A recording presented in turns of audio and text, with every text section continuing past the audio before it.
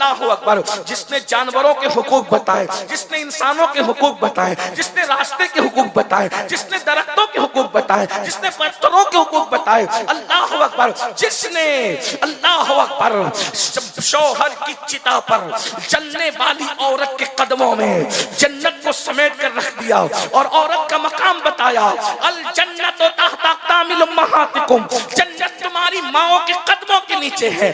جب تک حضور تشریف نہ لائے تھے بیواؤں کو چتا پر جلایا جاتا تھا۔ آمنہ کے لال ایک بیوہ خاتون کی گود میں تشریف لا کر کے دنیا کو بتاتے ہیں، ارے اگر بیوہ منحوس ہوتی تو نبی کی ماں بیوہ کیوں ہوتی؟ نبی کی ماں جیسے خوش نصیب بھی کوئی ہو سکتا ہے۔ کسی کا بیٹا غوث ہے، کسی کا بیٹا قطب ہے، کسی کا بیٹا ابدال ہے، ارے کسی کا بیٹا کلیم اللہ ہے، کسی کا بیٹا نجی اللہ ہے، کسی کا بیٹا کلمت اللہ ہے، تنہا آمنہ ہے جس کا بیٹا حبیب اللہ ہے۔ کیا کہنے، زندہ باد زندہ باد۔ میں نے قبر کھودی اور قبر کھود کر کے اس بچی نے کہا بابا آپ کیا کریں گے؟ میں نے اس کو اٹھایا اور اس گڑھے کے اندر پھینک دیا۔ پھینکنے کے بعد میں نے چاہا جلدی جلدی سے زندہ دفن کر دوں۔ اللہ اکبر، میں ادھر سے مٹی ڈالتا، وہ کہتی مجھ سے کوئی غلطی ہو تو معاف کر دے بابا، اور غلطی بتا دے، میں آج کے بعد کوئی غلطی نہیں کروں گی، لیکن آپ مجھے دفن نہ کریں یا رسول اللہ۔ چونکہ وہ بڑی ہو چکی تھی، بچیوں کو زندہ دفن کرنا تو آسان تھا، جو چند دن کی تھی، چند لمحے کی تھی، یہ 4 سال کے اوپر کی ہو چکی تھی، کبھی ادھر ہوتی کبھی ادھر ہوتی۔ میں نے سوچا یہ شیطنت کو اگر میں دفن نہ کر سکا تو پھر بہت مسائل درپیش ہوں گے، تو میں نے سوچا پہلے اس کو مار ڈالوں اور مار ڈالنے کے بعد پھر دفن کروں۔ آقا قریب میں ایک بڑا سا پتھر پڑا تھا، میں نے اٹھایا اور اٹھانے کے بعد زور سے اس کے سر پہ دے مارا، ایک چیخ نکلی اور وہ چیخ ہمیشہ کے لیے اس جنگل کے اندر خاموش ہو گئی، اور ممتا کا گلا اس طرح ایک باپ نے اپنے ہاتھوں سے گھونٹ دیا۔ یا رسول اللہ، پھر جلدی جلدی میں نے اس کو دفن کیا، اور جب دفن کر کے میں لوٹ رہا تھا تو میں بہت خوش تھا، سینہ تان کے لوٹ رہا تھا۔ شیطنت دفن کر دی، نحوست دفن کر دی، بے برکتی دفن کر دی، مگر یا رسول اللہ جب میں لوٹ رہا تھا خوشی خوشی تو میرے ضمیر پہ ایک بوجھ تھا، یوں لگتا تھا جیسے صدائے باز گشت کے طور پہ اب بھی وہ جملے میرے کانوں سے ٹکرا رہے ہیں، بابا مجھ سے غلطی کیا ہو گئی؟ میرا قصور تو بتائے نا بابا، میں نے غلطی کیا کی ہے؟ یہ منظر سن کر کے حضور اتنا روئے کہ داڑھی آنسوؤں سے تر ہو گئی، پوری محفل میں ہچکیوں کی آواز آ گئی، اور وہ صحابی بھی روتے روتے ہچکیاں لینے لگے۔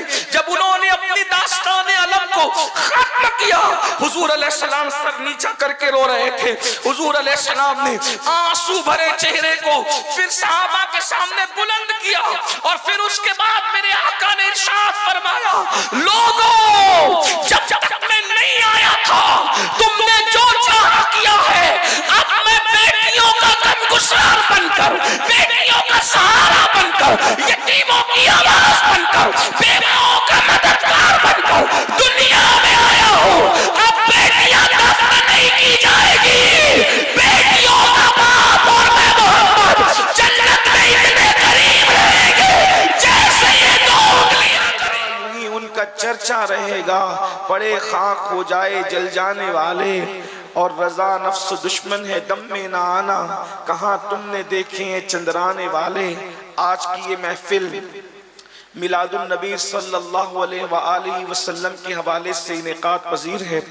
مجھ سے پیشتر آپ نے ہماری جماعت کے بڑے بڑے علماء، خطبہ، شعراء، دانشوروں کو سماعت کر لیا ہے، اور میرے بعد بھی انشاءاللہ عالم شہرت یافتہ شعراء خطبہ کو آپ سماعت کریں گے۔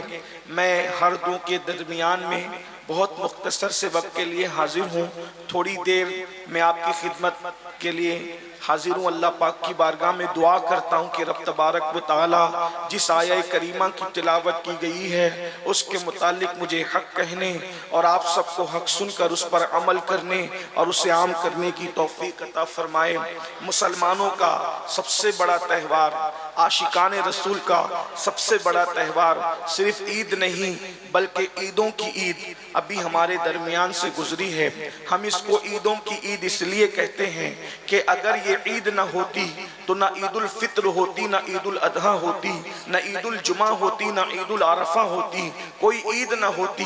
बल्कि ईद तो अपनी जगह, न कोई दिन होता, न कोई रात होती, न कोई सुबह होती, न कोई शाम होती, न किसी से किसी की मुलाकात होती, यहाँ तक कि न जमीन होते, न जमीन होती, न आसमान होते, न सितारों की अंजुमन होती, न आसमान का साइबान होता, न जमीन का बिछौना होता, न शफक का जमाल होता, न उफक की सुर्खियां होती, न कुमरियों की आवाज होती, न भौरों की गुनगुनाहट होती, न फूलों की तबस्सुम होती, न कलियों की मुस्कुराहट होती, न बलखाती नदियां होती, न दरियाओं की रवानी होती, न समंदरों की तुगयानी होती। जो सब कुछ है सिर्फ इसलिए है कि वो जो न थे तो कुछ न था, वो जो न हो तो कुछ न हो, वो जो न थे तो कुछ न था, वो जो न हो तो कुछ न हो। जान है वो जहान की, जान है तो जहान है। इस दिन हमारे आका तशरीफ लाए और ये ईदों की ईद है। आप अंदाजा फरमाएं, दुनिया के अंदर कोई दिन ऐसा नहीं है जो सबके लिए खुशियों का दिन हो। इसलिए कि अगर कोई दिन किसी के लिए खुशी का है तो वही दिन किसी के लिए गम का है। अल्लाह अकबर, जमाने में कोई भी दिन सबके लिए खुशी का दिन नहीं आता। अल्लाह अकबर, मिसाल के तौर पर अगर आप कहेंगे कि 15 अगस्त सबके लिए खुशी का दिन है तो मैं कहूंगा नहीं, ये हिंदुस्तानियों के लिए तो खुशी का दिन हो सकता है कि हिंदुस्तानियों को आजादी मिली, तो अंग्रेजों के लिए इतने दुख का दिन है कि इतना बड़ा मुल्क उनके हाथ से चला गया। देखा, एक मुल्क के लोग खुशी मना रहे हैं तो दूसरे मुल्क के लोग बेचैन और बेकरार हो रहे हैं, वो गमगीन हो रहे हैं। एक मुल्क के लिए खुशी का, दूसरों के लिए गम का। इसी तरीके से अल्लाह अकबर, किसी का इंतकाल होता है, अगर वली भी दुनिया से जाता है, मुरीदीन रो रहे हैं और फरिश्ते खुशी मना रहे हैं। मुरीदीन इसलिए रो रहे हैं कि अल्लाह अकबर, फर्श से मातम उठे वो तैयब व ताहिर गया और अर्श पर धूमे मचे, अर्श पर धूमे मचे वो मोमिन साले मिला। फर्श से मातम उठे वो तैयब व ताहिर गया। देख रहे हैं फरिश्ते खुश हो रहे हैं और इंसान रो रहे हैं। अल्लाह अकबर, इसी तरीके से आप कयास कर सकते हैं, जो दिन मजदूरों के लिए खुशी का दिन होगा वो दिन मालदारों के लिए गम का दिन होगा। अगर मजदूरों की बात मान करके तनख्वाह बढ़ा दी गई है तो बोलो सेठों का नुकसान होगा कि नहीं होगा? वो खुशी मना रहे हैं, हम कामयाब हो गए, ये गमगीन हो रहे हैं, हमारी जेब कट रही है। इसी तरीके से आप देखते चले जाएं। अल्लाह अकबर, लेकिन कायनात में एक दिन ऐसा भी आता है जो मालदारों के लिए भी खुशी का है और गरीबों के लिए भी खुशी का है। एक दिन ऐसा भी आता है जो जमीन वालों के लिए भी खुशी का है और आसमान वालों के लिए भी खुशी का है। एक दिन ऐसा आता है जो मुसलमानों के लिए भी खुशी का है और गैर मुस्लिमों के लिए भी खुशी का है। अल्लाह अकबर, एक दिन ऐसा आता है जो फर्शियों के लिए भी खुशी का है, अर्शियों के लिए भी खुशी का है। वो दिन कौन सा है? वो दिन सिर्फ और सिर्फ मिलादुन नबी का दिन है, मुस्तफा जाने रहमत की आमद का दिन है। आप कहेंगे वो क्यों? मैंने कहा मुसलमान इसलिए खुश है कि उनको ईमान मिला है, लेकिन गैर मुस्लिमों को जीने का सलीका तो मिला है, वरना जब तक के मेरे आका तशरीफ न लाए थे, अल्लाह अकबर,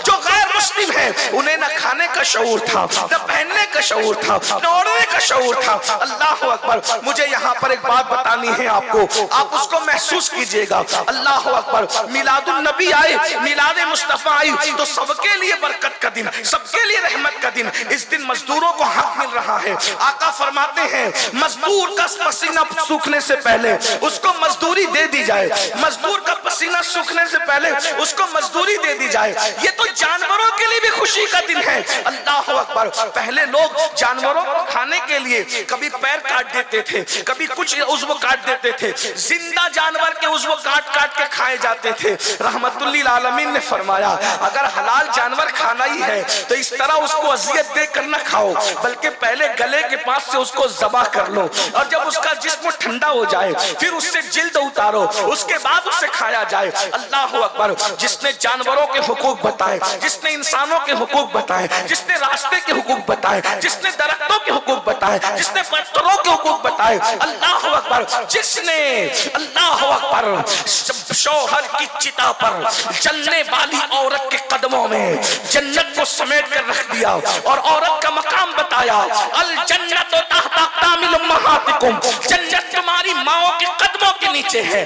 جب تک حضور تشریف نہ لائے تھے بیواؤں کو چتا پر جلایا جاتا تھا۔ آمینہ کے لال ایک بیوہ خاتون کی گود میں تشریف لا کر کے دنیا کو بتاتے ہیں، ارے اگر بیوہ منحوس ہوتی تو نبی کی ماں بیوہ کیوں ہوتی؟ نبی کی ماں جیسے خوش نصیب بھی کوئی ہو سکتا ہے۔ کسی کا بیٹا غوث ہے، کسی کا بیٹا قطب ہے، کسی کا بیٹا عبدال ہے، ارے کسی کا بیٹا کلیم اللہ ہے، کسی کا بیٹا نجی اللہ ہے، کسی کا بیٹا کلیمت اللہ ہے، تنہا آمینہ ہے جس کا بیٹا حبیب اللہ۔ کیا کہنے، زندہ باد زندہ باد۔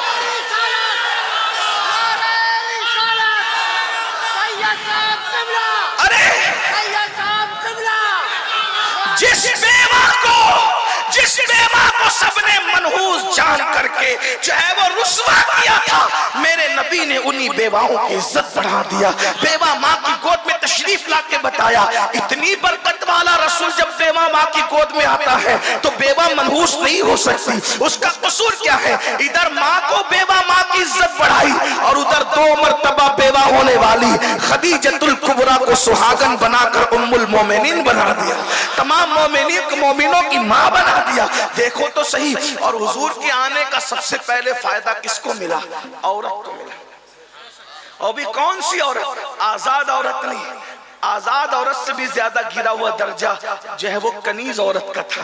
لیکن حضور جیسے دنیا میں تشریف لائے، کنیز دوڑی دوڑی گئی اور ابو لہب سے کہا، ابو لہب مبارک ہو، تیرے گھر بھتیجا آیا ہے، تیرے بھائی عبداللہ کے یہاں بیٹا آیا ہے۔ ایسے ہی ابو لہب نے انگلی کا اشارہ کر کے کہا، جا میں نے بھتیجے کی خوشی میں تجھے آزاد کر دیا۔ گویا کہ نبی آ کے بتا رہے ہیں، اب میں آ گیا ہوں، عورتوں کو آزاد کرانے کے لیے آیا ہوں، عورتوں کو آزادی دینے کے لیے۔ آقا کی آمد کا سب سے پہلا فائدہ عورتوں کو ملا۔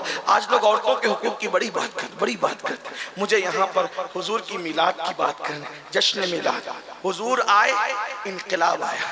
پہلے میں آپ کے سامنے کچھ باتیں پڑھنا چاہتا ہوں۔ آیت مبارکہ جو پڑھی ہے اس پہ گفتگو کرنے سے پہلے تمہید کے طور پہ اگر تھوڑی دیر مجھے آنے والے شورا اور خطبہ کا خیال ہے، وہ میرے بعد میری ہی طرح وہ مہمان ہیں، لیکن چونکہ میں پہلے اس لیے بول لیتا ہوں کہ میری گفتگو جو ہے چونکہ بڑی خشک ہوتی ہے اور رات جب ڈھل جاتی ہے تو میری گفتگو آپ کے کوئی فائدے کی نہیں رہ جاتی، اس لیے میں چاہتا ہوں کہ میں اپنے وقت پہ گفتگو کر لوں۔ ویسے انشاءاللہ تعالی اللہ جب تک توفیق دے گا گفتگو کے بعد میں بیٹھا رہوں گا، میں جاؤں گا انشاءاللہ، اللہ کی توفیق کے مطابق بیٹھا رہوں، لیکن آپ کی توجہ چاہتا ہوں اب تھوڑی دیر بہت غور سے میلاد کا فلسفہ، جو لوگ کہتے ہیں نا کہ میلاد سے کیا ہوا، میں آپ کے سامنے رکھنا چاہتا ہوں کہ میلاد صرف سنیوں کا تہوار نہیں ہے، یہ عالمی تہوار ہے، آفاقی تہوار ہے اور پوری کائنات کا تہوار ہے۔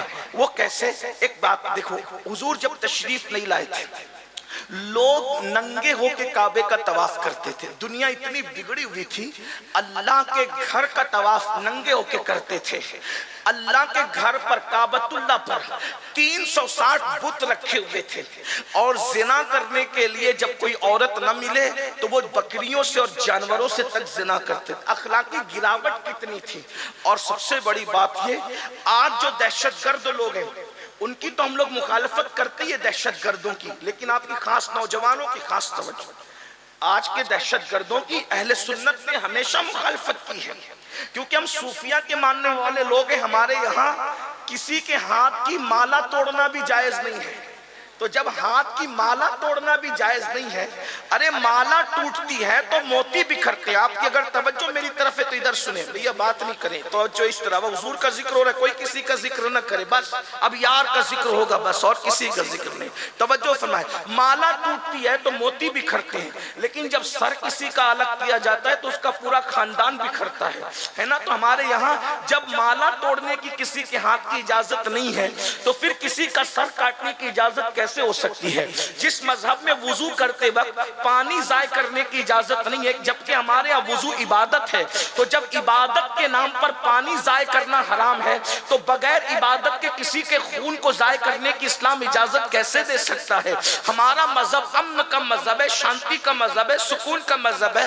دہشت گردی کی ہمارے یہاں اجازت نہیں. ہمارے یہاں تو اللہ اکبر اتنا بھی احتیاط ہے، اگر کوئی سو رہا ہو تو اتنی زور سے سلام مت کرو کہ اس کی نیند میں خلل آئے. ہمارے یہاں سونے والے کو اس کی نیند کا خیال ہے، نیند کا خیال. تو جب لوگوں کی نیند کا خیال ہے تو لوگوں کی زندگی کا کتنا خیال ہوگا، لوگوں کے خاندان کا کتنا خیال ہوگا، لوگوں کی خوشیوں کا کتنا خیال ہوگا، لوگوں کے ارمانوں کا کتنا خیال ہوگا. لیکن لوگوں نے دین سمجھا نہیں، اسلام سمجھا نہیں، اسلام کے خلاف بکواس کرتے رہتے ہیں. لیکن ہماری ذمہ داری ہے کہ ہم اپنی ذمہ داری پوری کریں. تو ہم صوفیہ کے ماننے والے دہشت گردی کی اور دہشت گردوں کی مخالفت ہم نے ہمیشہ کی ہے.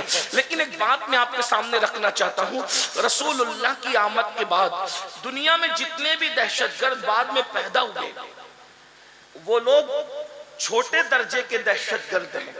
کیوں؟ کیونکہ ہر دہشت گرد دوسروں کے بچوں کو مارتا ہے، اپنے بچوں کو نہیں مارتا، بلکہ دوسروں کے بچوں کو بھی وہ مارتا ہے تو اپنے بچوں کی خوشی کے لیے مارتا ہے نا؟ یہی ہے. لیکن جب رسول اللہ صلی اللہ علیہ وآلہ وسلم کی میلاد نہیں ہوئی تھی تو اس وقت دنیا اتنی بڑی دہشت گرد تھی کہ لوگ اپنے بچیوں کو اپنے ہاتھوں سے زندہ دفن کرتے. آج کتنا بھی بڑا دہشت گرد ہو اپنا بچہ نہیں مارے گا، مگر حضور کی آمد سے پہلے لوگ اپنے بچوں کو دفن کرتے تھے، بیٹیوں کو زندہ دفن کیا. اور کمزور بچے، بیٹے بھی اگر کمزور پیدا ہوتے تو اس زمانے کا دستور تھا کہ کمزور بیٹوں کو بھی پہاڑ پہ ماں لے کر کے جاتی اور اس کو پھینک دیتی اور یہ کہتی کہ زمین پر کمزوروں کو جینے کا حق نہیں ہے. میں ایک روایت بیان کرتا ہوں جس سے آپ کو میلاد کی اہمیت پتہ چلے گی. بہت توجہ کے ساتھ میرے الفاظ کے جامع میں ایک روایت سنیں، پھر میلاد کی اہمیت آپ کو پتہ چلے گی کہ میلاد النبی ہے کیا، آمد رسول ہے کیا، میلاد مصطفیٰ صلی اللہ علیہ وآلہ وسلم ہے کیا، اور میلاد سے کس کس کو فائدہ پہنچا، کس طرح پہنچا. آج لوگ کہتے ہیں، پوری دنیا میں کہہ رہے ہیں بیٹی بچاؤ، بیٹی پڑھاؤ، بیٹی کی عزت کرو. یہ بات اگر آج لوگوں کو 1450 سال کے بعد سمجھ میں آئی ہے تو یہ صرف میلاد مصطفیٰ کا صدقہ ہے، آمد رسول کا صدقہ ہے. ورنہ جن کی زبانیں آج بیٹی بیٹی کر رہی ہے، کل انہی کی زبانیں بیٹیوں کے تعلق سے کیا تھی. میں وہ تھوڑا سا جائزہ پیش کرتا ہوں. یہ تاریخ کے انمٹ نقوش ہے جس میں ٹپنی نہیں کر رہا ہوں، صرف حقائق آپ کے سامنے رکھ رہا ہوں. دیکھیے اللہ کے رسول علیہ السلام کی آمد سے پہلے ننگے ہو کے کعبے کا طواف کرنا. اگر عورتیں مخصوص ایام میں چلی جائے تو عورتوں کو گھروں کے اندر اندھیرے میں بند کر دیا جاتا تھا. اگر بیوہ ہوتی تھی تو ہمارے بھارت ہی کے اندر یہ طریقہ تھا. ثبوت ہے، میں کسی مذہب پہ ٹپنی نہیں کر رہا ہوں، حالات بتا رہا ہوں. حالات صرف آپ چیک کریں کیا حالات تھے. جب کوئی عورت بیوہ ہو جاتی تھی اس کا سر مونڈ دیا جاتا تھا، اس کے بالوں کو مونڈ کر کے اس کو جو ہے کمرے میں قید کر دیا جاتا تھا. وہ شادیوں میں نہیں جا سکتی تھی، وہ خوشی کی محفل میں نہیں جا سکتی تھی. اب سہاگن عورتیں اس کو صبح کے وقت دیکھتی تو اپنا چہرہ پھیر لیتی تھی. صبح کے وقت اگر عورتیں آنگن سے گزرتی بیوہ عورتیں تو وہاں پر پانی ڈالا جاتا تھا. یہ بیواؤں کے ساتھ، یعنی بیوہ کا شوہر کیا مر گیا اس کی زندگی موت سے بدتر کر دی جاتی تھی. پہلے تو جلا دی جاتی تھی شوہر کے ساتھ، اور اگر جو بچ بھی جاتی وہ اس طرح بدترین حالات میں زندگی گزارتی تھی کہ اس کو کہیں حق حاصل نہیں تھا. یہ دنیا کے حالات تھے. یونان کو دیکھیں، ہندوستان کو دیکھیں، عرب کو دیکھیں. لیکن اب آئیے تھوڑا سا میلاد پر توجہ کرتے ہیں. حضور علیہ السلام کی محنتیں بہت ہیں. آپ غور کیجئے گا، بات جو کچھ چلانے پیچھے انہیں چلانے دیں، کیوں چلانے مجھے نہیں پتا، لیکن اگر ذکر رسول سے بڑی بھی کوئی چیز ان کے نزدیک ہے تو وہ بات کرتے رہیں، لیکن مجھے کوئی غصہ نہیں اس پر۔ بات آپ بہت اچھے سے سن رہے ہیں ماشاءاللہ، مسلم ٹولہ ویشالی والے اور گرد و نواح سے آنے والے، اللہ تم سب کو میلاد مصطفیٰ کا صدقہ دے، ممبر والوں کو بھی، زمین والوں کو بھی، سب بڑی محبتیں دے رہے ہیں، لیکن آپ تھوڑا غور سے بات سنیں، کیونکہ یہ باتیں غور سے سننے کی ہے، یہ تقریر نہیں ہے، کوئی خطاب نہیں ہے، یہ صرف جو ہے یہ کسی کے دل کا درد ہے جو آپ کے دلوں کے دروازے پہ کوئی منتقل کرنے آیا ہے، بس بات اتنی ہے اور بات کوئی نہیں ہے۔ حضور علیہ السلام کی آمد سے پہلے عورت کو کچلا جا رہا ہے، کمزوروں کو کچلا جا رہا ہے، غریبوں کو کچلا جا رہا ہے، کعبے کی عظمت پامال کی جا رہی ہے، پیشانیاں آوارہ ہو چکی ہے، سجدے آوارہ ہو چکے ہیں، ایک خدا وحدہ لا شریک کو چھوڑ کر گوبر کی عبادت ہو رہی ہے، چوہوں کی عبادت ہو رہی ہے، بندر کی عبادت ہو رہی ہے، درختوں کی عبادت ہو رہی ہے، پتھروں کی عبادت ہو رہی ہے، یعنی جو عبادت کے لائق ہیں اس کو چھوڑ کے سب کی عبادت ہو رہی ہے، یعنی کہ سن غور تو فرمائے، اندازہ تو فرمائے، غور تو کریں، انسان کتنا بگڑ چکا تھا، انسان کا چہرہ انسان کی طرح تھا، وہ درندوں سے زیادہ وحشی ہو چکا تھا، جانوروں سے بدتر ہو چکا تھا، جو خدا کی حق تلفی کرنے لگے وہ کس کا حق ادا کریں گے؟ اللہ اکبر، اللہ اکبر، اندازہ فرمائے حضور کے آنے سے پہلے کے حالات جو میں واقعہ پیش کر کے آپ کو سمجھانا چاہتا ہوں، بتانا چاہتا ہوں، ذرا اس کو محسوس کرے۔ اگر دوسرے مکاتب فکر کے بھائی آئے ہیں ان سے بھی میری گزارش ہے کہ ذرا میلاد پر توجہ کرے، میلاد کس چیز کا نام ہے، میلاد کہتے کسے؟ اگر آپ نے کسی سے سن کر کے جو ہے وہ یوں ہی بولنا شروع کر دیا ہے اور یوں ہی آپ حضور علیہ السلام کی میلاد پر ٹپنی کرتے ہیں تو تھوڑا سا ایک مطالعہ کریں، میلاد کس چیز کا نام ہے۔ دراصل بات یہ کہ جب اللہ کے رسول تشریف لائے تو حضور علیہ السلام کی عادت کریمہ تھی کہ آقا علیہ السلام فجر کی نماز کے بعد اپنے صحابہ کی طرف رخ کر کے اور قبلے کی طرف پیٹ کر کے بیٹھ جاتے تھے اور صحابہ کرام سے پوچھتے تھے آپ میں سے کسی نے کوئی خواب تو نہیں دیکھا؟ صحابہ اگر خواب دیکھتے تو حضور کو وہ بیان کرتے، حضور علیہ السلام اس خواب کی تعبیر بیان کرتے، کبھی کوئی خواب حضور دیکھتے تو اللہ کے رسول علیہ السلام اپنا خواب بیان کرتے اور ان کو تعبیر بتاتے۔ اسی طرح کبھی کبھی ایسا ہوتا زمانہ جاہلیت کی باتیں یعنی حضور علیہ السلام کی آمد سے پہلے کی باتیں نکل جاتی تو کبھی صحابہ رو پڑتے، کبھی مسکرا پڑتے، کبھی کبھی ایسا ہوتا کہ حضور فرماتے وہ زمانہ جاہلیت کے فلاں شاعر نے ایک شعر کہا تھا، کسی کو یاد ہے تو سناؤ، اس کا شعر کیا تھا وہ سناؤ۔ یعنی حضور کی ایک محفل تھی جہاں رونا بھی تھا، جہاں مسکرانا بھی تھا، جہاں تبسم بھی تھا، جہاں تکلم بھی تھا، ایک محفل میں ساری انجمنیں سمٹ آتی تھی۔ اب غور کریں، ایک دن ایسا ہوا فجر کی نماز کے بعد آمینہ کا لال، عبداللہ کا جگر پارا، ہم سب کے آقا و مولا مصطفیٰ کریم رؤوف الرحیم صلی اللہ علیہ وآلہ وسلم صحابہ کے جھرمٹ میں بیٹھے۔ ذرا تصور میں لائیے، گرد و نواح سے آنے والوں ذرا تصور میں لائیے، جب ان کا ذکر کرتے ہیں تو محفل اتنی اچھی لگتی ہے، اتنا نور برستا ہے، ایسی رحمتوں کی برسات ہوتی ہے۔ جب بذات خود وہ کسی محفل میں جلوگر ہوتے ہوں گے تو اس وقت محفل کا عالم کیا ہوتا ہوگا؟ ایک طرف صدیق باوفا ہے، ایک طرف فاروق ہے، فاروق اعظم ہے، ایک طرف عثمان ذوالنورین ہے، ایک طرف حیدر کرار ہے، کہیں سعد ہے، کہیں سعید ہے، کہیں طلحہ ہے، کہیں زبیر ہے، کبھی ابو عبیدہ ہے، کہیں جو وہ عبد الرحمن ابن عوف ہے، کہیں ابو ہریرہ ہے، کہیں خالد ابن ولید ہے۔ غرض کے صحابہ کے جھرمٹ میں آمینہ کا لال جلوگر ہے، آفتاب رسالت، مہتاب رسالت کی جلوگری ہے اور حضور علیہ السلام کے اس محفل میں اچانک زمانہ جاہلیت کا ذکر نکل آتا ہے۔ ایک صحابی جنہوں نے جاہلیت کے دور میں بھی ایک طویل عمر گزاری تھی اور وہ ایمان کی دولت حاصل کر چکے تھے، انہوں نے عرض کی یا رسول اللہ آپ تشریف لے آئے نا، بڑا احسان کیا ہم پر، حضور آپ آ گئے نا، بڑا احسان کیا ہم پر، آپ آئے ہیں تو عالم میں بہار آئی ہے، آپ آئے ہیں زمانے میں بہار آئی ہے، حضور آپ نہ آئے تھے ہم تو جانوروں سے بدترین زندگی گزار رہے تھے، حضور آپ نہ آئے تھے ہم تو جانوروں سے بھی غیر گزری زندگی گزار رہے تھے، آقا آپ آ گئے، خدا کا شکر ہے، بہت احسان ہے۔ یعنی میلاد کا گویا کہ وہ جلسہ ہو رہا تھا، جلسہ میلاد کی الگ الگ انداز ہے، جیسے جیسے حالات بدلتے گئے، انداز بدلتے گئے۔ اب اس سے بڑی میلاد کی محفل کیا ہوگی؟ صاحب میلاد خود موجود ہے، حضور کی آمد کا تذکرہ ہو رہا ہے، حضور علیہ السلام کی آمد پر شکر ادا کیا جا رہا ہے، اس سے بڑی میلاد کی محفل کیا ہوگی؟ اتنے میں وہی صحابی کہتے ہیں آقا اگر اجازت دیں تو میں لوگوں کو بتاؤں کہ جب آپ نہیں آئے تھے تو ہم کتنے خوخار تھے، ہم کتنے برے تھے، ہم کتنی برائی میں زندگی گزار رہے تھے، اور آپ آئے تو ہم کیسے بدل گئے۔ حضور نے فرمایا اجازت ہے، بتاؤ تم نے جاہلیت کا دور کیسے گزارا، کفر کا دور کیسے گزارا، میرے آنے سے پہلے کے کے حالات کیسے گزارے؟ تو اس صحابی نے کہا یا رسول اللہ حالات تو بڑے طویل ہے جو ہم نے گزارے ہیں، لیکن زندگی کا ایک واقعہ جو مجھے یاد آتا ہے میں آپ کو سناتا ہوں۔ اب وہ واقعہ وہ صحابی حضور کو سنا رہے ہیں، سب صحابہ سن رہے ہیں۔ اب میں ان کی آواز کو لا تو نہیں سکتا، لیکن ان کے الفاظ کو اپنے الفاظ کے جامع میں نقل کرتا ہوں تاکہ میلاد کی اہمیت پتا چلے۔ وہ کہتے ہیں آقا میں وہ ظالم باپ ہوں، وہ ان کی اپنی بات ہے۔ ہم صحابی کو ایمان لانے کے بعد کبھی برے الفاظ سے یاد کرنا تو دور کی بات، کبھی اس کا تصور نہیں کر سکتے، لیکن صرف بیک گراؤنڈ سمجھ میں آ جائے، صحابی کے جذبات سمجھ میں آئے۔ آدمی اپنے بارے میں جو چاہے کہے، ہم نہیں کہہ سکتے۔ ہر صحابی تو ہمارا آقا ہے، ہمارا مولا ہے۔ ہزاروں غوث و کتب اور ابدال کسی صحابی کے قدموں کے مرتبے کو نہیں پہنچ سکتے، بس یہی بات ہے۔ اس لیے ہم ہر صحابی کا احترام کرتے ہیں۔ ان کے بارے میں ہلکی بات سوچنا، ہلکی بات کرنا ہمارا مسلک ہی نہیں ہے۔ جیسے ہم ہر نبی کی تعظیم کرتے ہیں، ہر صحابی کی تعظیم کرتے ہیں، ہر اہل بیت کی تعظیم کرتے ہیں، ہر ولی کی تعظیم کرتے ہیں، بھائی جو ہمارا مسلک ہی مکمل ادب ہے۔ اہل سنت کا ہے بیڑا پار، اصحاب حضور نجم ہے اور ناؤ ہے، اطرت رسول اللہ کی۔ ہمارا تو حال یہ ہے کہ خدا نے دو ہاتھ ہمیں اس لیے عطا فرمائے ہیں، ایک ہاتھ میں صحابہ کا دامن ہے اور ایک ہاتھ میں اہل البیت کا دامن ہے، لیکن صرف وہ حالات سمجھ میں آ جائے وہ اپنے بارے میں جو کہہ رہے ہیں اپنے الفاظ کے جامع میں۔ وہ کہتے ہیں آقا ہم اتنا ظلم کرتے تھے یا رسول اللہ، میں وہ باپ ہوں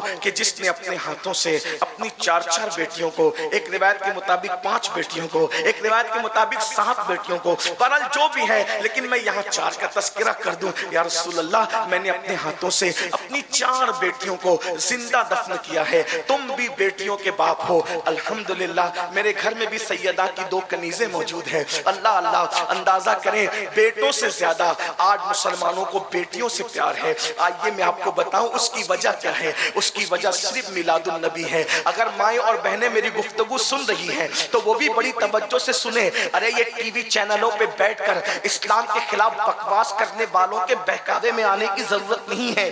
دنیا نے تو تمہیں کیا سلوک کیا تھا ذرا توجہ سے سنو میری بہنوں۔ وہ صرف آمنہ کا لال ہے جس نے عورتوں کی عزت کو بحال کیا ہے۔ وہ صحابی کہتے ہیں آقا میں نے اپنے ہاتھوں سے اپنی 4 بیٹیوں کو زندہ دفن کیا ہے، لیکن 4تھی بیٹی کی دفن کی داستانی کچھ اور ہے۔ اللہ اکبر۔ اب میرے الفاظ کے جامع میں تھوڑی دیر کے لیے علامہ ارشد القادری کی تحریروں کا سہارا لے کر کے تھوڑی دیر سن لیں۔ وہ کہتے ہیں آقا 3 مرتبہ بیٹی کے بعد بیٹی، بیٹی کے بعد بیٹی پیدا ہوئی، 4تھی مرتبہ میری بیوی مراد سے تھی۔ مجھے بڑی امید کہ اب کی مرتبہ 4تھی مرتبہ بیٹا ہی پیدا ہوگا۔ اب کی مرتبہ امید ہوتی ہے، مومن ہو یا کافر، ان پڑھ ہو یا جاہل، علم والا ہو یا بغیر علم والا، امید تو امید ہوتی ہے۔ اب کی مرتبہ بڑی تمنا تھی، آثار نظر آتے ہیں، اللہ نے خوشی دکھائی ہے، اب کی بار بیٹا ہوگا۔ میں بہت امید میں تھا، ایسے میں مجھے انتظار تھا کہ میری امیدیں یقین میں تبدیل ہوگی، میرے گھر کے آنگن میں خوشیوں کے پھول مسکرائیں گے۔ میں اسی انتظار میں تھا،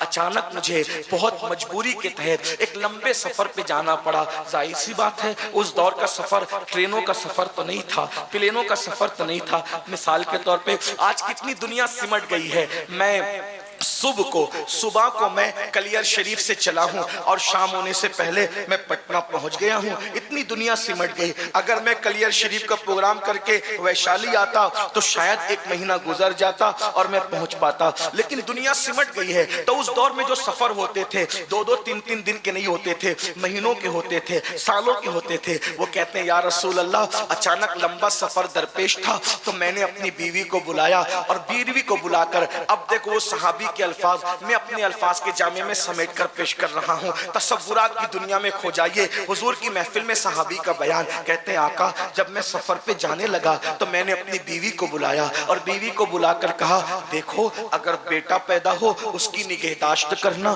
اس کا خیال کرنا، اس کی پرورش کرنا، لیکن ہاں اگر پہلے کی طرح بیٹی پیدا ہو تو پھر تم اس کو زندہ مت رکھنا، بلکہ جیسے میں نے قبر کھود کر کے اس کو دفن کر دیا تھا 3 बेटियों को, वैसे चौथी को भी तुम दफन कर देना। गोया के एक बाप अपनी बीवी को अपनी बेटी के हवाले से ये वसीयत कर रहा था सफर पर जाने से पहले पहले कि जब तेरे यहाँ बेटी पैदा हो तो तू ममता का इजहार न करना, ममता का इजहार न करना, बल्कि नागिन बन करके उसको डस लेना। अल्लाह अकबर। अंदाजा फरमाएं, बेटी का ये हाल था, बेटी के बारे में तसव्वुरात थे। और उसके बाद फिर मैं सफर पे चला गया, और जब बहुत तवील अरसे के बाद मैं सफर से वापस आया तो मैंने अपनी बीवी से सबसे पहला सवाल ये किया, बताओ जो अमानत मैं तुम्हारे पेट में छोड़ करके गया था उस अमानत के बारे में तुम क्या कहती हो? मेरी बीवी ने मुझसे झूठ बोला और उसने कहा मेरे सरताज मुर्दा बच्ची पैदा हुई थी, मैंने फेंक दिया, बात आई गई हो गई, अब मैं अपनी नॉर्मल जिंदगी गुजारने लगा। एक दिन ऐसा हुआ या रसूल अल्लाह, जो घर आने का मेरा टाइम था उसके अलावा, यानी उस टाइम के अलावा जल्दी से मैं घर आया तो मैंने क्या देखा कि मेरे घर के आंगन में मेरी बीवी एक नन्ही सी 4 साल की बच्ची के साथ खेल रही है। वो बच्ची की शक्ल हूबहू मेरी तरह थी, वो मेरी हमशक्ल थी, और मेरी बीवी को वो माँ कह कह के पुकारती थी। मैंने पहली मर्तबा अपने घर के आंगन में कोई बेटी देखी थी, इसलिए कि हमारे यहाँ बेटी का क्या तस्वुर था, बेटी का मतलब शैतानत, बेटी का मतलब बेबरकती, बेटी का मतलब नहूसत, बेटी का मतलब तबाही, बेटी का मतलब बर्बादी। हम बेटी को ये सब कुछ समझते थे, शैतान का दूसरा रूप हम बेटी को समझते थे, बेबरकती का सबब हम बेटी को समझते थे, नहूसत का सबब हम बेटी को समझते थे। मैंने 4 साल की अपनी हमशबी बेटी को अपने आंगन में देख करके गरजदार आवाज में पूछा, कौन है ये बच्ची? तो मेरी बीवी मेरे कदमों में गिर गई और कदम पकड़कर कहने लगी, मेरे सरताज आप पूछते हैं बच्ची कौन है? दरअसल मैंने आपसे झूठ बोला था, बात ये है ये मेरी और तुम्हारी मोहब्बतों की निशानी है, ये मेरी और तुम्हारे प्यार की निशानी है। 4 बेटियां हो गई है, 3 को तो दफन कर दिया, अब 5वीं मर्तबा पता नहीं मैं माँ बन सकूंगी कि नहीं बन सकूंगी, इसलिए चौथी बच्ची को ममता की वजह से बचा लिया है। तो अब इसको दफन मत कीजिएगा, इसको मारिएगा मत, इसको जो है वो इसकी जिंदगी मत खत्म कीजिएगा। मेरी बीवी ने मुझे इतनी मिन्नत और समाजत की कि फिर मैंने फैसला कर लिया, अब मैं ये बेटी को पालूंगा, दफन नहीं करूंगा। लेकिन माहौल माशरा इतना जालिम था कि हम बेटी को बर्दाश्त नहीं कर सकते थे, इसलिए कि बेटी बड़ी होगी, शादी होगी, कोई दामाद बनेगा, वो हमें दबाएगा, इसलिए हम बेटियों को दफन बर्दाश्त नहीं कर सकते थे। मैंने बीवी को कहा ठीक है मैं वादा करता हूँ हम इसे पालेंगे। और फिर उसके बाद बेटी मेरी बेटी, मैंने उसके साथ मोहब्बत की एक्टिंग शुरू की, मोहब्बत का एक गोया के दोहरा मेयार और गोया के जाहिरी तौर पे मोहब्बत मैंने शुरू की। मगर बेटी की खुसूसियत ये होती है कि बेटी माँ से ज्यादा, सबसे ज्यादा अगर किसी से प्यार करती है तो वो अपने बाप से प्यार करती है। मेरी बेटी जब सोती थी तो मेरी बाहों में सोती थी, मेरे बगैर वो रहती नहीं थी, वो मुझे अब्बा कह के पुकारती थी तो बहुत प्यार का समंदर उसके अंदर ठाठे मारता था, लेकिन मुझे वो बुरी लगती थी। मैं इंतजार में था कि कभी मौका मिले तो मैं इस नहूसत को, इस बेबरकती को जिंदा दफन कर दूंगा।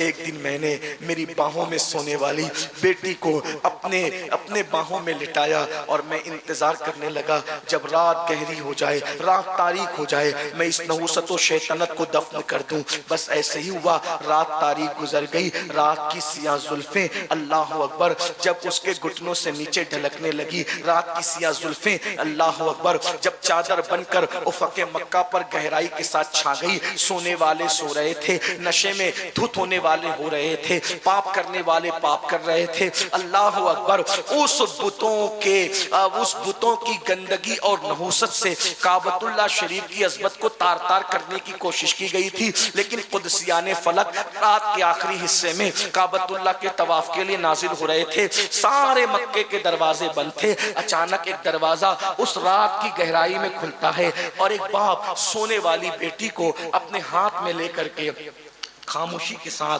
बाहर निकलता है, बीवी की आंखों से बचाकर, उसकी नींद का फायदा उठाकर। गौर करें, एक बाप के हाथ में एक 4 साढ़े 4 साल की बच्ची है और वो ले करके बाहर निकलता है। जैसे ही वो अपनी बेटी को लेकर बाहर निकलता है, सोचिए इस तरह से तो आज भी कई बाप लेकर के बाहर निकलते हैं, लेकिन हुजूर की मिलाद के पहले के बाप के इस तरह निकलने में और आज के बाप के इस तरह निकलने में आपने कोई फर्क महसूस किया है? फर्क ये है, किसी کسی بھی مذہب کا باپ ہو, کسی بھی مسلک کا باپ ہو, آج جب بیٹی کو ایسے لے کر کے نکلتا ہے تو یقیناً اس کی بیٹی بیمار ہوتی ہے اور وہ دواخانے کی طرف دوڑتا ہے اور کہتا ہے ڈاکٹر میری پوری پونجی لے لے مگر میری بچی کو بچا لے. یہ میلاد کے بعد کے جذبات ہے.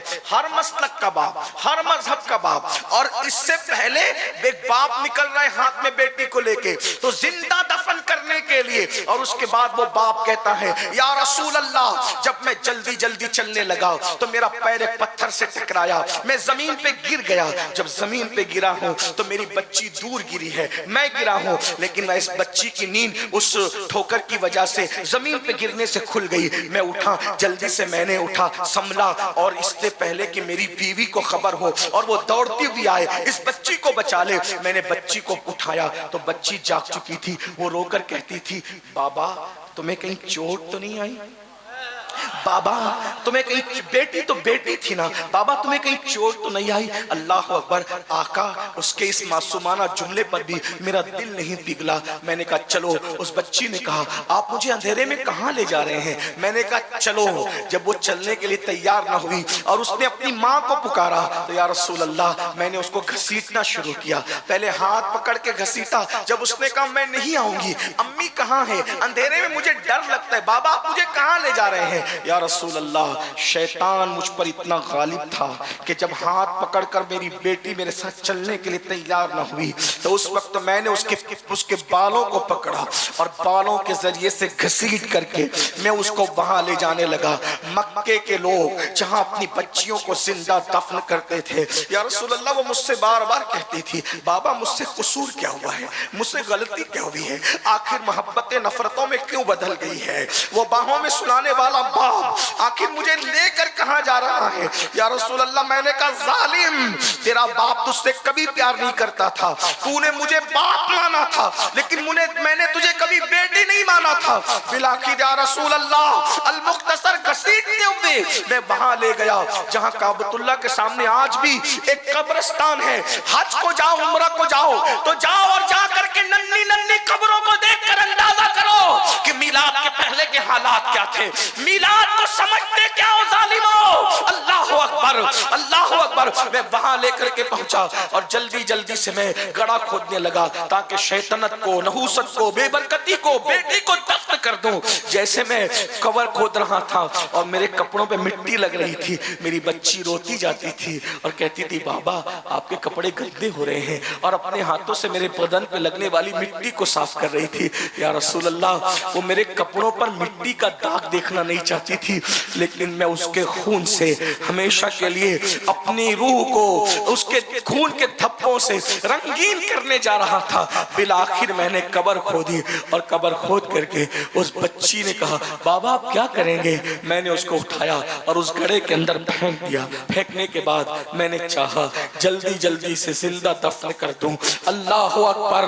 میں ادھر سے مٹی ڈالتا, وہ کہتی مجھ سے کوئی غلطی ہو تو معاف کر دے بابا, اور غلطی بتا دے, میں آج کے بعد کوئی غلطی نہیں کروں گی لیکن آپ مجھے دفن نہ کریں. یا رسول اللہ چونکہ وہ بڑی ہو چکی تھی, بچیوں کو زندہ دفن کرنا تو آسان تھا, جو چند دن کی تھی, چند لمحے کی تھی, یہ 4 سال کے اوپر کی ہو چکی تھی, کبھی ادھر ہوتی کبھی ادھر ہوتی. میں نے سوچا یہ شیطنت کو اگر میں دفن نہ کر سکا تو پھر بہت مسائل درپیش ہوں گے, تو میں نے سوچا پہلے اس کو مار ڈالوں اور مار ڈالنے کے بعد پھر دفن کروں. آقا قریب میں ایک بڑا سا پتھر پڑا تھا, میں نے اٹھایا اور اٹھانے کے بعد زور سے اس کے سر پہ دے مارا. ایک چیخ نکلی اور وہ چیخ ہمیشہ کے لیے اس جنگل کے اندر خاموش ہو گئی, اور ممتا کا گلا اس طرح ایک باپ نے اپنے ہاتھوں سے گھونٹ دیا. یا رسول اللہ پھر جلدی جلدی میں نے اس کو دفن کیا, اور جب دفن کر کے میں لوٹ رہا تھا تو میں بہت خوش تھا, سینہ تان کے لوٹ رہا تھا. شیطنت دفن کر دی, نحوست دفن کر دی, بے برکتی دفن کر دی, مگر یا رسول اللہ جب میں لوٹ رہا تھا خوشی خوشی دیکھی تو میرے ضمیر پہ ایک بوجھ تھا، یوں لگتا تھا جیسے صدائے باز گشت کے طور پہ اب بھی وہ جملے میرے کانوں سے ٹکرا رہے ہیں، بابا مجھ سے غلطی کیا ہو گئی، میرا قصور تو بتائے نا بابا، میں نے غلطی کیا کی ہے؟ یہ منظر سن کر کے حضور اتنا روئے کہ داڑھی آنسوؤں سے تر ہو گئی، پوری محفل میں ہچکیوں کی آواز آ گئی اور وہ صحابی بھی روتے روتے ہچکیاں لینے لگے۔ جب انہوں نے اپنی داستان علم کو ختم کیا، حضور علیہ السلام سر نیچا کر کے رو رہے تھے، حضور علیہ السلام نے آنسو بھرے چہرے کو پھر صحابہ کے سامنے بلند کیا اور پھر اس کے بعد میرے آقا نے ارشاد فرمایا، لوگوں جب تک میں نہیں آیا تھا تم نے جو چاہا کیا ہے، اب میں بیٹیوں کا غمگسار بن کر، بیٹیوں کا سہارا بن کر، یتیموں کی آواز بن کر، بیواؤں کا مددگار بن کر دنیا میں آیا ہوں۔ اب بیٹیاں دفن نہیں کی جائے گی، بیٹیوں کا باپ اور میں محمد جنت میں اتنے قریب رہیں گے جیسے یہ دو انگلیاں قریب۔ نعرہ تکبیر، نعرہ رسالت، آمد رسول کانفرنس، بیٹیوں کا باپ اور میں محمد، بیٹیوں کا باپ اور میں محمد جنت میں اتنے قریب رہیں گے، اتنے قریب رہیں گے جیسے یہ دو انگلیاں قریب ہیں۔ اللہ کے رسول علیہ السلام فرماتے ہیں اس پر جنت واجب ہو گئی جو بیٹی کی پیدائش پر خوشی کرتا ہے، اچھا نام رکھتا ہے، اچھی تربیت کرتا ہے اور اچھے گھرانے میں اس کی شادی کر دیتا ہے۔ اللہ اکبر، فرمایا میں محمد بیٹیوں کا باپ بن کر کے آیا ہوں۔ یہاں تک کہا گیا اللہ اکبر، جب کسی کے گھر میں بیٹی پیدا ہوتی ہے تو فرشتے اس کے گھر میں نازل ہوتے ہیں، فرشتے نازل ہوتے ہیں اور چاروں طرف سے اس کو گھیر کے کہتے ہیں، اے ننھی جان سے پیدا ہونے والی ننھی جان، جب تک تو اس گھر کے اندر موجود رہے گی ہم بھی تیرے ساتھ ساتھ اس گھر میں موجود رہیں گے۔ یعنی کہ بیٹوں کے باپ کو توجہ کرنا، بیٹوں کا باپ ہونا ایک کی بات نہیں، اللہ بیٹوں کا باپ بھی سب کو بنا، اس سے نسل چلتی ہے، لیکن بیٹوں کے باپ کو برکت کے تعویذ کی ضرورت پڑ سکتی ہے۔ بیٹی ہونا وہ فضیلت ہے کہ جب تک بیٹی گھر میں تب تک رحمت کے فرشتے گھر میں رہتے ہیں۔ یہ بیٹی ہے، اللہ اکبر، اندازہ فرمائیں۔ اب آپ سے پوچھتا ہوں، وہ مسلک کے لوگ جو میلاد کے منکر ہیں، میں کوئی گالی نہیں دے رہا ہوں لیکن ذرا غور کرو مولوی صاحب، آپ میلاد کے منکر ہو، اگر آپ بیٹی کو سینے سے لگا کے ماتھا چوم رہے ہو تو یہ آپ کے دارالعلوم کی محنت ہے یا میلاد النبی کا انقلاب ہے؟ کیا ہے؟ اگر دوسرے کسی مذہب کا انسان، اگر کسی دوسرے مذہب کا انسان اپنی بیٹی کو اپنے سینے سے لگا کر کے، لوگ کہتے ہیں کہ ہم مرد کے لیے کیا کہتے ہیں؟ ہی کہتے ہیں، اور عورت کے لیے کیا کہتے ہیں؟ شی کہتے ہیں۔ اس کا مطلب اسپیلنگ بڑھ گئی نا، تو مطلب ہم عورتوں کو بڑا ہوا مانتے۔ میں نے کہا ہاں آپ نے تو زندہ دفن کیا تھا۔ یہ ہی اور شی میں اگر آپ ایک لفظ بڑھا کر عورت کی عزت کا اظہار کرتے ہیں تو یہ صرف آمنہ کے لال کی آمد کا صدقہ ہے، میلاد النبی کا صدقہ ہے۔ آج جو بیٹیاں پوری دنیا میں جا کے تحقیق کر لو، مشرق سے لے کے مغرب تک، اگر آج بیٹی جل نہیں رہی ہے، اگر آج بیٹی دفن نہیں ہو رہی ہے، اگر آج بیٹی کی ذلت نہیں ہے، اگر آج بیٹیاں عزت پا رہی ہے، اس کا ایک ہی سبب ہے، میلاد مصطفیٰ صلی اللہ علیہ وسلم۔ میلاد مصطفیٰ صلی اللہ علیہ وسلم، یہ میلاد کی محفل ہے، یہ میلاد کی برکت ہے، بیٹیوں کو عزت ملی، میلاد کی برکت ہے، بیواؤں کو عزت ملی، میلاد کی برکت ہے، یتیموں کو عزت ملی۔ میرے آقا علیہ السلام کے پیارے دیوانوں، حضور کیوں تشریف لائے؟ حضور کے آنے سے پہلے حالات یہ تھے، حضور پیغمبر انقلاب بن کر آئے۔ ہمارے نبی پیغمبر انقلاب، بات ختم کر رہا ہوں سمیٹتے ہوئے، پیغمبر انقلاب ہے ہمارے آقا۔ وہ کیسے؟ حضور کے آنے سے پہلے بیٹیاں دفن ہوتی، توجہ کرو میں اب سمیٹنے لگا ہوں۔ بیٹی حضور کے آنے سے پہلے بیٹیاں دفن ہوتی تھی، حضور کے آنے کے بعد بیٹیوں سے پیار ہو رہا ہے، یہ انقلاب۔ اور کتنی مدت میں؟ صرف 23 سال کی مدت، صرف 23 سال کی مدت۔ حضور کے آنے سے پہلے بیٹیاں دفن ہو رہی ہیں، 23 سال کی قلیل مدت میں حضور نے اتنی محنت کی لوگوں پر کہ وہ لوگ جو اپنے ہاتھوں سے اپنی بیٹی کو دفن کرتے تھے، جب ایک جنگ کے موقع پر یتیم بچیاں مسجد نبوی میں لائی گئی کہ یہ یتیم بچیاں ہیں، تو اس وقت صحابہ یہ کہتے تھے مجھے 4 چاہیے، مجھے 5 چاہیے، مجھے 6 چاہیے۔ یہ منظر دیکھ کر کے لوگ رو رہے تھے، کہاں اپنے ہاتھوں سے بیٹیاں دفن کرتے تھے، اور حضور کی صحبت کا اثر کیا ہے، اب دوسروں کی یتیم بچیوں کو پرورش کرنے کے لیے ایک دوسرے سے جھگڑا کرنے کے لیے تیار ہے۔ اور آقا نے بیٹی اور یتیم کی شان کیا بیان کی پتہ ہے؟ ایک راستے سے حضور تشریف لے جا رہے تھے، کیا دیکھا کہ وہاں سے نور نکل رہے، گھر سے نور نکل رہے، نور نکل رہے۔ صحابہ کرام کو وہ نظر دے دی تھی حضور نے کہ نور نکلتا ہوا دیکھ لیتے تھے۔ عرض کی یا رسول اللہ اس گھر سے نور نکل رہا ہے۔ آقا فرماتے جا کے تحقیق کر لو، اس گھر میں 2 ہی کام ہو رہے ہوں گے، یا تو کسی یتیم کی پرورش ہو رہی ہوگی، یا تو آج اس کے گھر میں بیٹی پیدا ہوئی ہوگی۔ اندازہ فرمائے یہ بیٹی کی شان ہے۔ اس لیے میں آج بھی آپ سے کہتا ہوں بیٹی کو برا مت سمجھو، بیٹی کو منحوس مت جانو، بیٹی کو برا مت جانو۔ آج کل لوگ بیٹی کو بوجھ سمجھتے ہیں، آج کل لوگ بیٹی کو برا سمجھتے ہیں، لیکن ایک بات آگے بڑھنے سے پہلے کہہ دوں، بلکہ بہنیں موجود ہوں تو یہ بھی کہہ دوں، آج دنیا اتنی ظالم ہو گئی، پھر سے ظالم ہو گئی۔ حضور کی آمد سے پہلے لوگ بیٹی کو زندہ دفن کرتے تھے، مگر اتنا تو حق دیتے تھے کہ وہ پیدا ہو جائے۔ توجہ کرنا، اتنا تو حق دیتے تھے کہ وہ پیدا ہو جائے، پیدا ہو۔ آج کے ترقی یافتہ دور میں جب اس ظالم معاشرے کو پتا چلتا ہے کہ پیٹ میں بیٹی ہے، تو ڈاکٹر کو رشوت دے کر اور زیادہ پیسے دے کر پٹا پھسلا کر ماں کے پیٹ میں ہی اس بچی کو قتل کر دیتے ہیں، چمچوں سے، چھریوں سے۔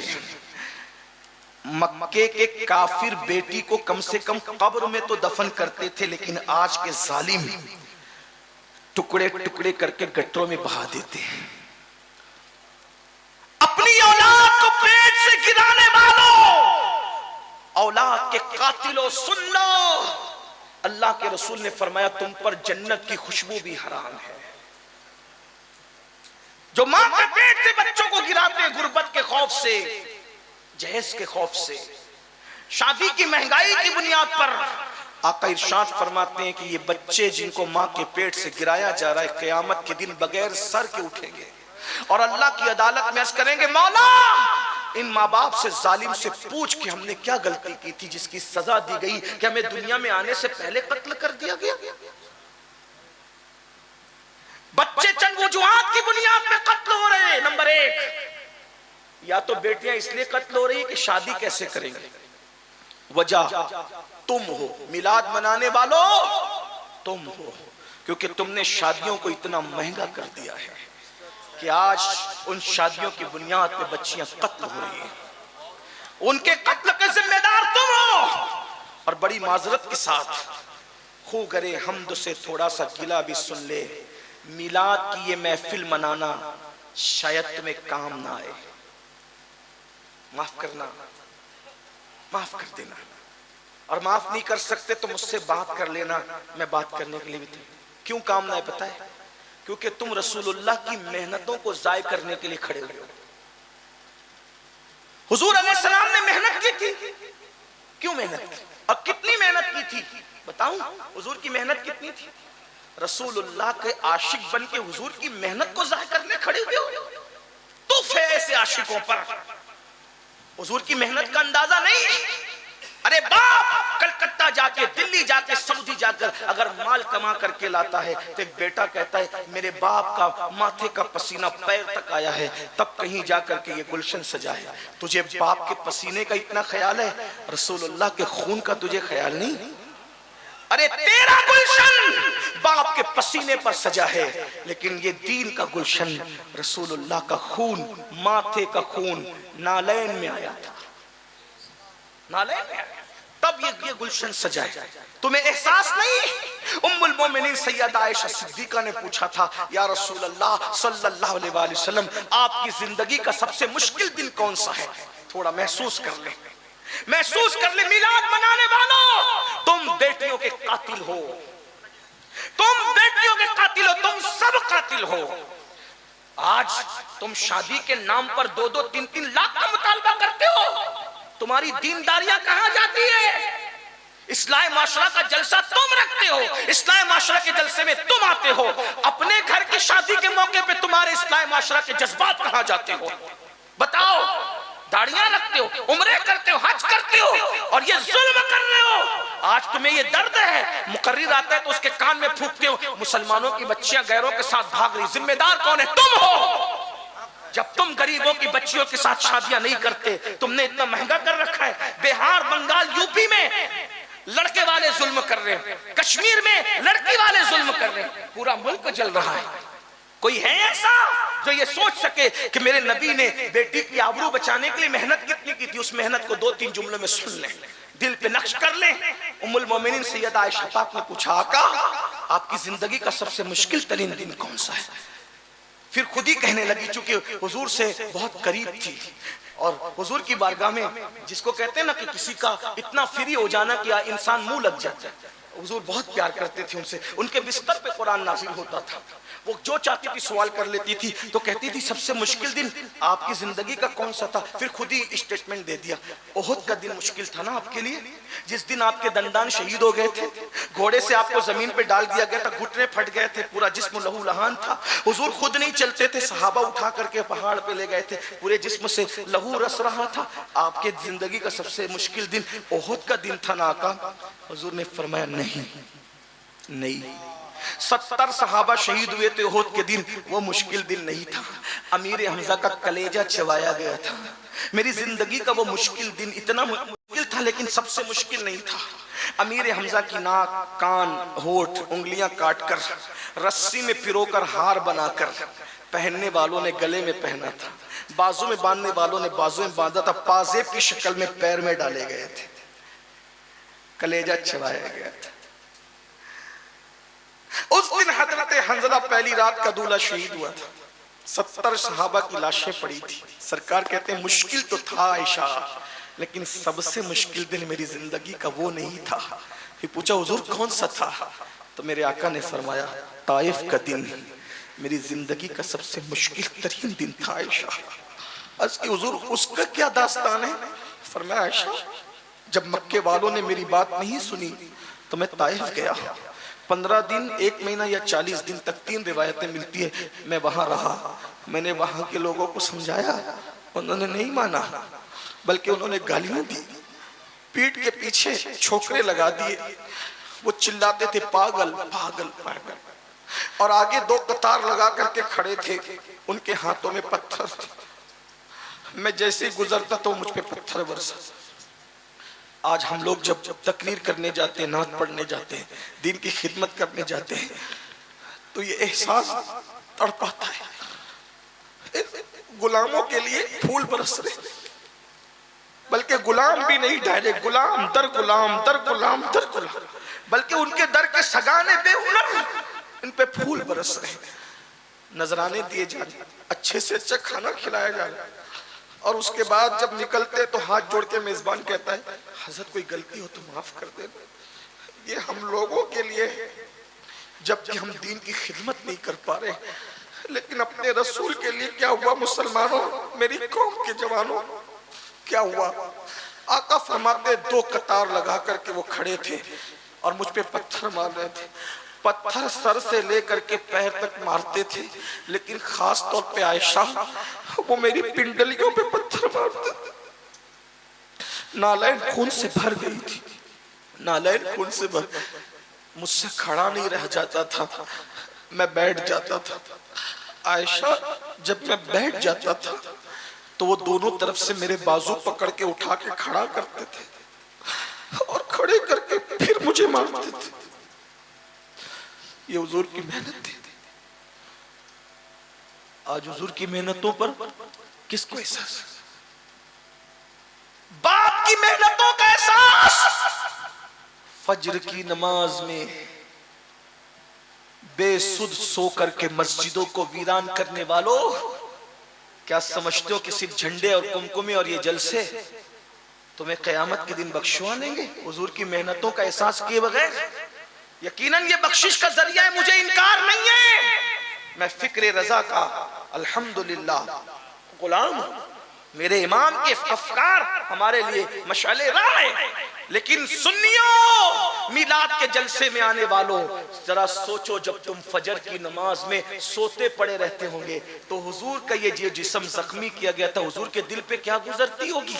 ہاں ہاں، رات کے 3 بجے تک جب تم زنا کی فلمیں دیکھتے ہو عاشقان رسول، جلسوں میں کہتے ہو نبی کے نام پہ جان قربان کریں گے، اور نرم گدوں پہ لیٹ کر کے جب تم گندی فلم دیکھتے ہو تو رسول اللہ کے دل پہ کیا گزر؟ اسی دن کے لیے میں نے طائف میں پتھر کھائے تھے۔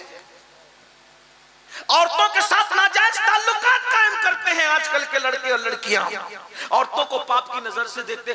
آپ مردہ رسول کا کلمہ نہیں پڑھتے، آپ اس رسول کا کلمہ پڑھتے ہیں کہ آپ کا لمحہ لمحہ ہمارے رسول دیکھ رہے ہیں، اللہ کے اذن اور عطا سے دیکھ رہے ہیں، وہ ہماری جانوں سے زیادہ قریب ہے۔ بتاؤ جب کوئی محنت کرتا ہے، یہ صرف جلسہ محنت سے سجا، اگر اس جلسے کو خراب کریں گے نا تو جلسہ بنانے والے جو جلسہ جنہوں نے منعقد کیا، امام صاحب ہو یا ان کی کمیٹی ہو، امین القادری بھی اگر جلسہ خراب کرے گا اچھا نہیں لگے گا، بولے گا دوسری بار اس کو مت بلانا، سید ہوگا اپنے گھر کا، ہمارا جلسہ خراب کر گیا۔ میں پوچھتا ہوں جو تمہارے 1 مہینے کی محنت پر چندے کے پیسے کے سجائے ہوئے جلسے کو برباد کرے، تمہارا دل اتنا ٹوٹتا ہے، نہ سید دیکھتے ہو، نہ عالم دیکھتے ہو، نہ خطیب دیکھتے ہو، اس سے تم ناراض ہو جاتے ہو جس رسول نے 23 سال محنت کی ہے۔ رسول اللہ کی محنت اگر ہم محسوس نہ کریں کون محسوس؟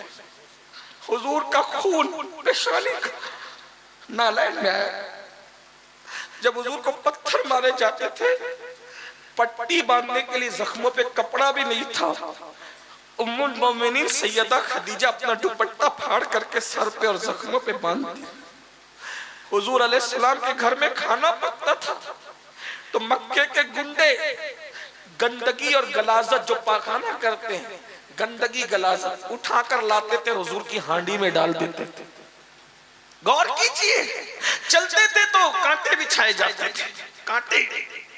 یہ حضور کی 2 بیٹیوں کو طلاق دیا گیا اس لیے کہ حضور دین کا کام نہ کریں۔ 3 سال تک کے گھاٹی میں پورے خاندان کو قید کر دیا گیا۔ رسول اللہ کے گھر کے بچوں نے درخت کی پتیاں چبائی، چمڑے جلا کر کے پیس کر کے اس کا شربت بنا کر کے پیا، یہ محنت ہے۔ اب بتاؤ جب تمہاری وجہ سے شادیاں مہنگی ہوگی، کار مانگو گے، جہیز مانگو گے اور بیٹیاں غیروں کے ساتھ بھاگے گی، شادیاں مہنگی ہوگی یا پیٹ کے بچے قتل کیے جائیں گے، اور جب میدان محشر میں تم رسول اللہ کی بارگاہ میں حاضر ہوں گے میلاد منا کر یا جو بھی دعوے کر کے، حضور چہرہ پھیر لیں، حضور چہرہ پھیر لیں، بتاؤ کیا ہوگا؟ آج رسول اللہ کی محنت کا احساس نہیں ہے تمہیں؟ کوئی شراب پی رہا ہے، کوئی نشہ کر رہا ہے، ارے شراب کی بوتل ہاتھ میں آنے سے پہلے تجھے محسوس ہونا چاہیے کہ یہ دین میرے گھر تک کتنی محنتوں سے پہنچا۔ ایسے منافق صفت دیندار مت بنو، زبان پہ جلسوں میں دین اور اندر دنیا۔ جب تم بیٹے کا رشتہ طے کرنے جاتے ہو تو مولانا کو کیا کہتے ہیں؟ مولانا میری بیوی نہیں مان رہی ہے، وہ جہیز کا مطالبہ کر رہی ہے۔ اتنے فرما بردار ہو بیوی کے، ہر دن تم چلاتے ہو بیوی کو اور شادی کے موقع پہ تمہیں بیویاں نظر آتی ہیں، بہانے بہانے سب مانگ رہے ہیں۔ اور اگر میری یہ گستاخی معاف ہو تو میں ہندوستان کی زمین پہ یہ ضرور کہہ رہا ہوں کہ صرف دنیا دار لوگ نہیں، دیندار طبقہ بھی اس لعنت میں ملوث ہے۔ کیا جواب دو گی اللہ کو؟ کیا جواب دو گی؟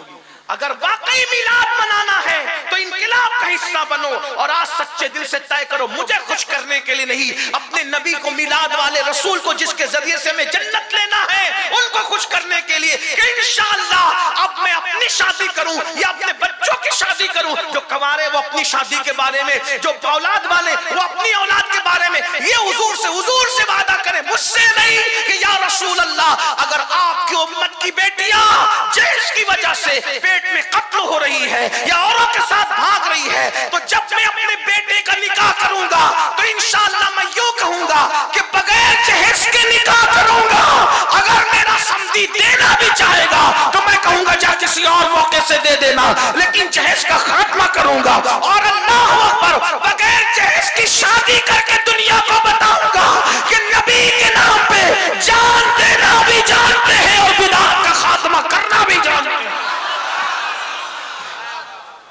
یہ ہو گیا انقلاب آئے گا، تبدیلی آئے گی۔ یاد رکھنا اس دین کو ہمارے گھر تک پہنچانے کے لیے اللہ کے رسول کی بہت محنتیں ہیں، اس محنت کا احساس کرو۔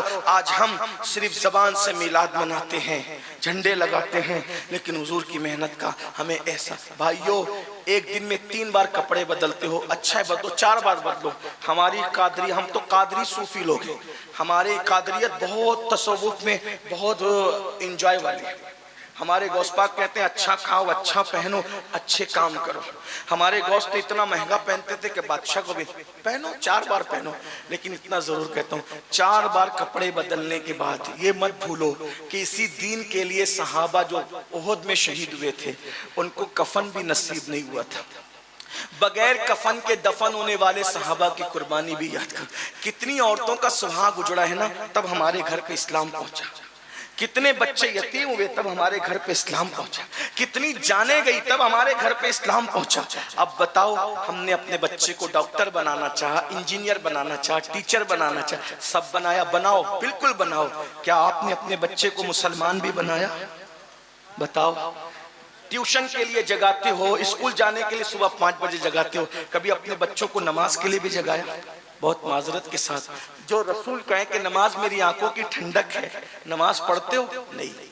جلسے میں آئیں 3 گھنٹہ بیٹھیں گے، 5 گھنٹہ بیٹھیں گے، کتنے لوگ عشاء پڑھ کے ہاتھ مت اٹھانا، ذلیل کرنا مقصد نہیں، حضور کی امتی ہو، ہم سے بہتر ہوا، آپ کی حرمت کو کعبے سے افضل قرار دیا گیا ہے، لیکن اتنا پوچھتا ہوں عشاء کتنے پڑھ کے آئیں اور جا کے فجر کتنے پڑھیں گے؟ بہت معذرت کے ساتھ عرض کروں، جو جلسہ کرتے ہیں نا وہ بھی اللہ ماشاءاللہ نماز نہیں پڑھتے۔ جلسے کی مصروفیت میں یہ مغرب بھی چھوڑتے ہیں، عصر بھی چھوڑتے ہیں، عشاء بھی چھوڑتے ہیں۔ کروڑوں جلسے ایک پڑھنے میں رکھا جائے اور ایک سجدہ فرض ایک پڑھنے میں رکھا جائے، کروڑوں جلسے اس سجدے کا بدل نہیں ہو سکتے۔ آپ کیا سوچ رہے ہو نماز چھوڑ دوں گا میلاد کے ذریعے بخش دیا جاؤں؟ بھائیو ہمارے ہاں میلاد فرض نہیں ہے، علماء موجود ہیں، نفل ہے، مستحب ہے، زیادہ سے زیادہ حضور سے محبت کا اظہار ہے۔ میں منع نہیں کر رہا ہوں، الحمدللہ میلاد پر میری تقریریں موجود ہیں۔ ہم کہتے ہیں جو میلاد منانے سے منع کرتے ہیں ان کے دل سیاہ ہو گئے، ہم ان سے مقابلہ کر رہے ہیں۔ لیکن آپ سے کہتا ہوں میلاد مناؤ گے نفل مستحب کر کے اور فجر چھوڑ دو گے، نمازیں چھوڑ دو گے، پھر سوچو کہ حضور بخشوا لیں گے۔ دیکھو حضور تو کسی کو بھی بخشوا سکتے ہیں، ان کی شان ہے، ایک میں کیا، میرے عصیاں کی حقیقت کتنی، مجھ سے 100 لاکھ کو کافی ہے، اشارہ تیرا۔ لیکن یہ بھی سن لو وہ جس کو چاہے بخشوا سکتے ہیں، وہ مختار کل ہے، نبی مختار کل ہے، جس کو جو چاہے عطا کر دے، یہ میرا عقیدہ ہے۔ اگر وہ چاہے تو کروڑوں کو اشاروں میں بخش دیا جائے، مگر انہوں نے ہی فرمایا جس نے جان بوجھ کر نماز چھوڑ دی قیامت کے دن اس کے ساتھ میرا کوئی وعدہ نہیں ہے، میں محمد اس سے بیزار ہوں، وہ میرے ذمے سے باہر ہو گیا ہے۔ کہاں گئی نماز؟ نماز کہاں گئی؟ جس دن میلاد کا جلوس نکالتے اس دن بھی فجر نہیں پڑھتے۔ حضور کے دل پہ کیا گزرتی، اللہ کے رسول کے دل پہ کیا گزرتی ہوگی؟ پھر کہتا ہوں منافق نہ بنو، اگر عاشق بن رہے ہو سچے بنو۔ ایک حدیث سن لو، بات پوری کرتا ہوں۔ قوت القلوب میں شیخ ابو طالب مکی رحمت اللہ علیہ ایک حدیث لکھتے ہیں، میں کہوں گا تو مجرم ہوں گا، لوگ مجھ سے ناراض بھی ہوتے ہیں کیونکہ میں ایسی بات کرتا ہوں۔ کچھ لوگ تو یہ کہتے ہیں کہ پتہ نہیں یہ سنی ہے بھی کہ نہیں ہے۔ میں نے کہا اگر قرآن حدیث بیان کرنا مشکوک کرتا ہے آپ جو چاہے ٹائٹل دے دے، الحمدللہ میں 41 پشتوں کا پشتینی سنی ہوں، کنورٹڈ سنی نہیں ہوں، ہاں الحمدللہ 41 پشتوں کا سنی ہوں، اور جس میں سیدہ فاطمہ اور مولائے کائنات ہمارے شجرے میں نسب کے اعتبار سے سب سے اوپر ہیں، الحمدللہ الحمدللہ۔ لیکن ایک بات آپ سے کہوں، حقیقت اگر میری بات واقعی سنیت سے ٹکراتی ہے تو آپ میری اصلاح کریں، مجھ سے بات کریں، اور اگر میں واقعی سنیت کی بات کر رہا ہوں، سیدی اعلیٰ حضرت فتاوی رضویہ شریف میں مسلک نقل کرتے ہوئے لکھتے ہیں کہ مولا علی نے بے نمازی پہ کفر کا فتویٰ دیا، سیدنا فاروق اعظم نے بے نمازی پہ کفر کا فتویٰ دیا۔ آپ سے پوچھتا ہوں کہ آپ کے نزدیک مولا کائنات اور سیدنا فاروق اعظم کا فتویٰ اسی طرح نظر انداز کرنے کے قابل ہے؟ اگرچہ ہم حنفی ہونے کے اعتبار سے ہمارے اعلیٰ حضرت نے بتایا ہمیں اور ہمارے امام نے بتایا کہ ہم بے نمازی کو ڈائریکٹ کافر نہیں کہتے، فاسق کہتے ہیں، ہمارا عقیدہ یہ نہیں ہے، اس لیے کہ جو حدیثوں میں آیا ہے اس کی تعویل ہمارے امام اعظم نے کی ہے. لیکن ایک بات آپ سے کہتا ہوں, مولائے کائنات نے فتویٰ دیا بے نمازی کافر. فاروق اعظم اگر اللہ نہ کرے 1000 بار نہ کرے, اگر آپ سے پوچھتا ہوں امام اعظم کے قول کی بجائے مولائے کائنات کے قول پر قیامت کے دن فیصلہ ہوا تو کہاں جاؤ گے؟ کہاں جاؤ گے؟ میں افضل و تفضیل کی بھی بات نہیں کر رہا ہوں, امام اعظم بہرحال غلام ہے, لیکن آپ بتائیں تو صحیح, من ترک الصلاۃ متعمدا فقد کفر کا لفظی ترجمہ کیا جائے تو کیا ترجمہ کر, یہ متعمدا فقد, یہ فقد کہاں جا رہا ہے؟ فقد یہ تو احناف کی کشادہ قلبی ہے کہ فقد کا لفظی ترجمہ نہیں کرتے, بلکہ اس کا جو ہے وہ عرفی اور اصطلاحی ترجمہ کر کے اس کی معنویت کو بیان کر دیتے ہیں. لیکن اگر یہ فقد کا ترجمہ ہو جائے نا تو پھر تمہاری آنکھیں کھل. آپ کیا سمجھتے ہو؟ ہم قادری ہیں, ہم چشتی, نقشبندی, سروردی, رضوی, برکاتی, وارسی ہے, مداری. میں نے کہا بھیا سب بنو, سب سر آنکھوں پر, پہلے مسلمان تو بن جاؤ. جو مسلمان رسول اللہ بنانے کے لیے آئے تھے, صحابہ کہتے ہیں ہم رسول اللہ کے دور میں مومن اور کافر میں فرق کرتے تھے. کس وجہ سے؟ حدیث نہ ہو میں غلامی لکھنے کے لیے تیار ہوں, میں غلامی لکھنے کے لیے تیار ہوں, میری ذمہ داری ہے. صحابہ کہتے ہیں مومن اور کافر میں فرق کرتے تھے. کس بنیاد پر؟ صرف نماز کی بنیاد پر. جو نماز پڑھتا تھا ہم اس کو مومن سمجھتے تھے, جو نماز نہیں پڑھتا تھا ہم اس کو کافر سمجھتے. یہ رسول اللہ کے دور کا یہ پہچان تھی, یہ پہچان تھی رسول اللہ کے دور میں. مومن بتاؤ صحابہ کے نزدیک اپنا ایمان ثابت نہیں کر سکتے, غوث پاک کے نزدیک اپنا ایمان ثابت نہیں, جاؤ گے کہاں؟ ڈر نہیں لگتا؟ جو مال اور جو دولت قبر میں نہیں لے کر کے جاؤ گے, اس کے لیے 12 14 گھنٹے محنت کرتے ہو, اور جو نماز قبر کے اندر ساتھ جائے گی اس کے لیے 10 منٹ نہیں نکال سکتے. صرف 10 منٹ کا ٹائم لگتا ہے ایک وقت کی نماز کے لیے. میں کہتا ہوں جنت کے لیے نہ پڑھو, کم سے کم سچے سنی بننے کے لیے تو نماز پڑھ لو. نماز میں حضور علیہ السلام کی آنکھوں کی ٹھنڈک ہے, ٹھنڈک. اور یاد رکھنا آقا فرمانے کہ قیامت کے دن اس کے ساتھ میرا کوئی وعدہ نہیں ہے, میں اس سے بیزار ہوں. اور یاد رکھنا ہم سنیوں کا عقیدہ ہے, سنیوں جب تک رسول اللہ کے ہاتھ نہیں اٹھیں گے جنت کسی کو نہیں ملے گی. تم اور میں تو دور کی بات, عالم مولانا مفتی صحابہ دور کی بات, خلیل اللہ کو بھی اس دن رسول اللہ کی حاجت ہوتی ہے. خلیل اللہ کو حاجت رسول اللہ کی. جب تک حضور کی بارگاہ میں اللہ اکبر نگاہ کرم نہ ہوگی کسی کی بگڑی نہ بنے گی. اب سوچو نماز چھوڑنے والوں 10 منٹ کا ٹائم لگتا ہے, میلاد منانے والوں مناؤ, دھوم سے مناؤ میلاد. حشر تک ڈالیں گے ہم پیدائش مولا کی دھوم, مثل فارس نجد کے قلعے گراتے جائیں گے, خاک ہو جائیں عدو جل کر مگر ہم تو رضا, دم میں جب تک دم ہے ذکر ان کا سناتے جائیں گے. میلاد منائی جاتی رہے گی لیکن غور سے سننا. حضور کے پاس گئے, یا رسول اللہ نظر کرم کر دے, جنت دے دے. اور حضور نے نظر چہرہ پھیر لیا. ظالم, تو زنا کی فلمیں تو دیکھتا تھا لیکن 10 منٹ تجھے نماز کے لیے نہیں تھا. مال کمانے کے لیے کلکتہ, دلی اور سعودی تک گیا, لیکن گھر کا بسترہ چھوڑ کے محلے کی مسجد تک نماز کے لیے میری آنکھوں کی ٹھنڈک کے لیے نہ جا سکا. بولو یہ دنیا ہے, بے وفا ہے. بھائیو اولاد کے لیے جو کما کے جما رہے ہو, جماؤ, بہت جماؤ, اللہ تمہیں خوب دے. میں منع نہیں کر رہا ہوں, لیکن یہ سب اولاد عیش کرے گی, عیش. جیتے جی بچے 24 گھنٹے میں خیریت کا فون نہیں کرتے ماں باپ کو, یہ مرنے کے بعد مغفرت کی دعا کریں گے. یہ مصروف بچے ہیں. خود سوچو, سعودی چلے جائیں, دلی چلے جائیں, کلکتہ کمانے کے لیے, بوڑھی ماں انتظار, اس کو تو بڑا فخر کہ میرا بچہ سعودی میں ہے, میرا بچہ دلی میں, میرا بچہ کلکتہ میں. 24 گھنٹے میں ایک فون نہیں آتا بوڑھے ماں باپ. بتاؤ نا, عبرت لے لو, عبرت. اللہ سب کے بچوں کو نیک بنائے, لیکن عبرت لے لو کہ جو بچے 24 گھنٹے میں ہمیں جیتے جی فون نہیں کر رہے ہیں, وہ ہماری مغفرت کے لیے دعا کیا کریں گے؟ جو کچھ کرنا اپنے لیے کر لو, یہی سے کر لو, اپنے ہاتھوں سے کر لو. لا تنس نصیبک من الدنیا, دنیا سے اپنے نصیب کا مت بھولو, سوائے کفن کے کچھ نہیں لے جاؤ گے. سب یہاں بہویں راج کرے گی, بیٹے راج کرتے رہیں, لیکن آپ کا ہمارا کوئی نہیں ہے. قبر میں کیڑے چلیں گے, ان موٹے موٹے نرم نرم خوبصورت جسموں میں کیڑے چلیں گے. بہت گھمنڈ ہے نا اپنے نسب پر, اپنے جسم پر, اپنی دولت, کیڑے چلیں گے. میں کوئی بددعا کے طور پہ نہیں کہہ رہا ہوں, حقیقت ہے. ایسے کیڑے کہ ہڈیاں بھی چاٹ جائیں گے کیڑے. کیونکہ حضور سے وفا نہیں کی، نماز نہیں پڑھی، حضور کی بات نہیں مانی، صرف زبان سے دعوے کرتے رہے۔ مگر ہاں اگر کوئی سچا رسول اللہ کا وفادار ہے، کیڑا چلنا تو دور کی بات، انشاءاللہ اس کا کفن بھی میلا نہیں ہوگا۔ لیکن کوئی وفا تو کرے۔ جو حدیث پڑھنے لگا تھا وہ سن لے، بات میں پوری کرتا ہوں۔ قوت القلوب میں شیخ ابو طالب مکی رحمت اللہ علیہ حدیث لائے کہ اللہ کے رسول علیہ السلام کا ارشاد ہے، میرے آقا فرماتے ہیں جو مجھ سے عشق کا دعویٰ کرے، ہم سب عاشق لوگ ہیں نا، عشق کا دعویٰ، آقا فرماتے ہیں جو مجھ سے عشق کا دعویٰ کرے اور پوری رات سوتا رہے، میں محمد اعلان کرتا ہوں کہ وہ جھوٹا ہے، جھوٹا۔ جو رات بھر سوئے عشق کا دعویٰ کر کے وہ جھوٹا ہے، تو جو فجر میں بھی سوتا رہے صبح کے وقت وہ کتنا بڑا جھوٹا ہوگا۔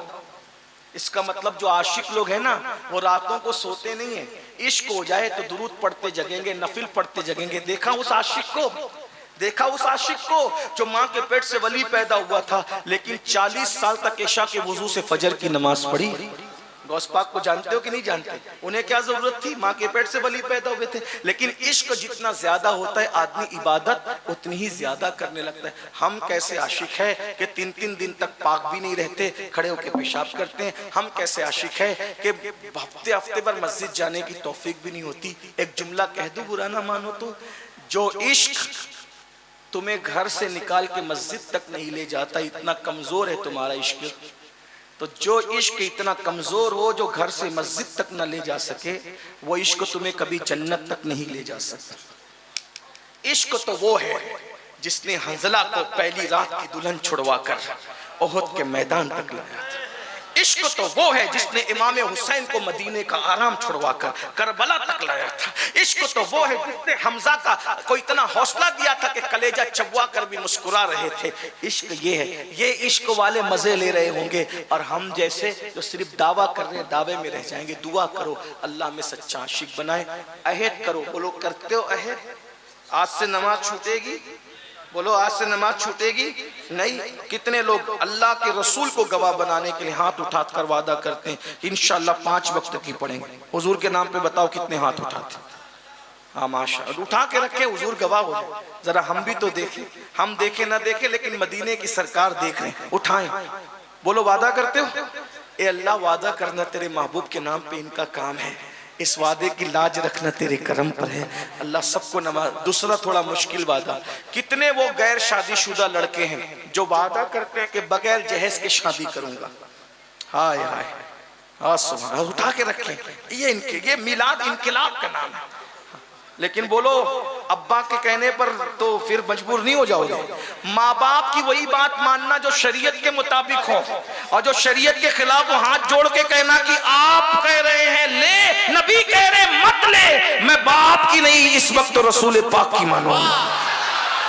ان سے لڑنا بھی مت، ان کو جھڑکنا بھی مت، مگر قدم پکڑ کے کہہ دینا کہ آج آپ کی نہیں آج حضور کی مانیں گے، کیونکہ حضور حضور ہے۔ ارے جب باپ چھوڑ کے قیامت میں بھاگے گا تو اس وقت آمنہ کلال کہے گا نا ادھر ادھر ادھر ادھر آ۔ میرے امام کہتے ہوئے ماں جب اکلوتے کو چھوڑے آ کہہ کے بلاتے یہ ہیں، باپ جہاں بیٹے سے بھاگے لطف وہاں فرماتے یہ ہیں، بندے کو مرکز میں تھپک کر میٹھی نیند سلاتے یہ ہیں، ٹھنڈا ٹھنڈا پینا میٹھا میٹھا، ٹھنڈا ٹھنڈا میٹھا میٹھا پیتے ہمیں پلاتے یہ ہیں، قصر دنا تک کس کی رسائی جاتے یہ ہیں، آتے یہ جاتے یہ ہیں، آتے یہ، قید و رضا سے خوش ہو خوش رہے، مزدہ رضا کا سناتے یہ ہیں۔ ابھی جوانوں نے ہاتھ اٹھائے، ذرا اٹھائیں تو ایک بار۔ ہائے بھولیں گے تو نہیں؟ جو غیر شادی شدہ ممبر پر ہے ذرا ان کی بھی ذمہ داری ہے، ان میں سے کون وعدہ کرتا ہے؟ ذرا اٹھائیں۔ ممبر والے بھی حضور کی امت سے الگ نہیں ہیں، تھوڑا گستاخی معاف کر دیں۔ سب شادی کچھ ہے غیر شادی شدہ۔ اچھا اب شادی شدہ لوگوں کا امتحان ہے، اپنے بچوں کی پوتوں کی جب شادی کریں گے تو کتنے ایسے لوگ ہیں جو حضور کی امت کی بیٹیوں کی آبرو بچانے کے لیے بغیر جہیز کے شادی کریں گے؟ اچھا اٹھا کے رکھیں، یہی بات ہے۔ اللہ سب کو سلامت رکھے، خوش رکھے، آباد رکھے، میلاد کا جشن ہوتا رہے، نثار تیری چہل پہل پر، ہزاروں عید ربیع الاول سوائے ابلیس کے جہاں میں سبھی تو خوشیاں منا رہے ہیں۔ اللہ ہم سب کو توفیق دے، گفتگو کے درمیان اگر کوئی غلطی ہو تو اللہ تعالیٰ معاف کر دے۔ استغفر اللہ ربی من کل ذنب و اتوب الیہ۔ ایک گزارش، جانا نہیں، اگر حاجت ہے تو الگ بات ہے، لیکن اگر حاجت نہیں ہے تو جانا نہیں، کیونکہ ابھی آپ کے سامنے ہمارے عزیز شاعر اسلام دلبر شاہی صاحب اور بھی حمزہ صاحب پہ ہی نا، اور بھی جو شعراء ہیں ان کو سنے پھر جائیں. مجھے بھی جب تک توفیق ہوگی میں بیٹھا رہوں گا، آپ بھی بیٹھے رہیں. اگر حاجت ہے تو حاجت سے فارغ ان کی الگ بات ہے. چلے آج ناظم صاحب کی ذمہ داری دلبر بھائی کے لیے میں پوری کرتا ہوں. دلبر بھائی کو نعرہ لگائیں عاشق رسول کے، نعرہ تکبیر، نعرہ رسالت، مداحان رسول. ایک بات بتاؤں، میں نبی کی نعت پڑھنے والوں سے بہت پیار کرتا ہوں. اس کی وجہ بتاؤں، جب حضور کی بارگاہ میں حسان نعت پڑھتے تھے نا تو حضور خود زمین پہ بیٹھتے تھے اور حسان کو منبر پہ کھڑا کرتے. ہاں لیکن بس میں اتنا چاہتا ہوں کہ میرے جو نعت خواں لوگ ہیں نا وہ نعت پڑھنے کے لیے جب جلسے میں آئے نا تو نذرانہ طے کیے بغیر آیا کریں، تو یہ اچھی بات ہوگی. حالانکہ مجھے امید ہے کہ یہ جن کے بارے میں ذکر کر رہا ہوں یہ ایسے لوگ نہیں ہیں، یہ ایسے لوگ، میرا حسن ظن ہے ایسے لوگ نہیں ہیں انشاءاللہ. لیکن آپ سے بھی کہتا ہوں آپ ان کو اتنا دے دیا کریں کہ ان کو مانگنے کی ضرورت نہ پڑے، اور یہ لوگ بغیر مانگے آیا کریں. اس لیے کہ میں کہتا ہوں اور حضور کا ذکر کرے، کوئی ہمیں دے نہ دے یار، ہمارا کوئی دے گا کیا دے گا، چندے کے پیسے سے کس کی اوقات کیا ہے. ہمارا نبی مالک کل ہے، ایک نظر اٹھا دیں گے تو دینے والا بنا دیں گے، نسلوں کو نواز دیں گے. آتا ہے فقیروں پہ انہیں پیار کچھ ایسا، خود بھیک دے اور خود کہے منگتا کا بھلا ہو. اور کیوں اپنی گلی میں وہ روادار صدا ہو جو بھیک لیے راہ گدا دیکھ رہا ہو. مجھ سے لوگ فون کر کے پوچھتے ہیں تاریخ لیتے وقت حضرت فیس کیا ہوگی، نذرانہ کیا ہوگا، کتنا طے کریں گے. میں نے کہا لوگوں کو برا لگتا ہے مجھے معاف کریں، میں معافی اس لیے بار بار مانگتا رہتا ہوں کہ دل نہ ٹوٹے، لیکن حق بولنا بھی ضروری ہے. میں کہتا ہوں نچنیوں کی راتیں طے ہوتی ہے، عاشقوں کی راتیں طے نہیں ہوا کرتی. ارے کون دیتا ہے، دینے کو منہ چاہیے، دینے والا ہے سچا ہمارا. دلبر صاحب کو سن لیں، میں بھی سنتا ہوں. السلام علیکم.